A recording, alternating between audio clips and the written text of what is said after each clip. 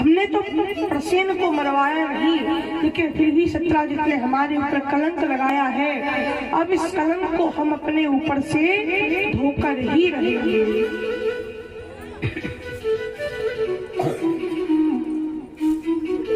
भगवान ने कुछ द्वारका वासियों को अपने साथ में लिया।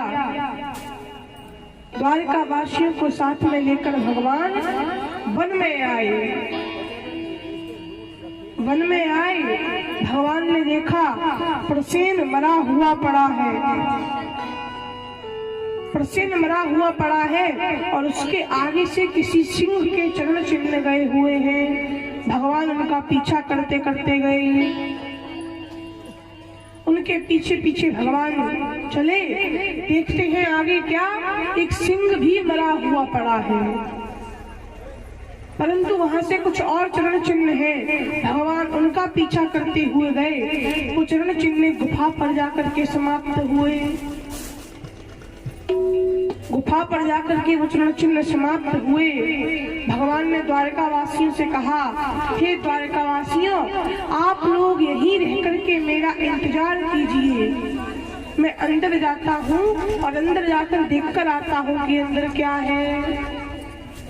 भगवान ने जितने द्वारका वासी उनके साथ आए थे सभी को गुफा के बाहर छोड़ा और स्वयं गुफा के अंदर गए। गुफा के अंदर गए तो उस गुफा में एक भालू की पुत्री थी, रीछ की एक पुत्री थी, जिसके हाथ में वह मणि लगी हुई थी और वह मणि को उछाल रही थी।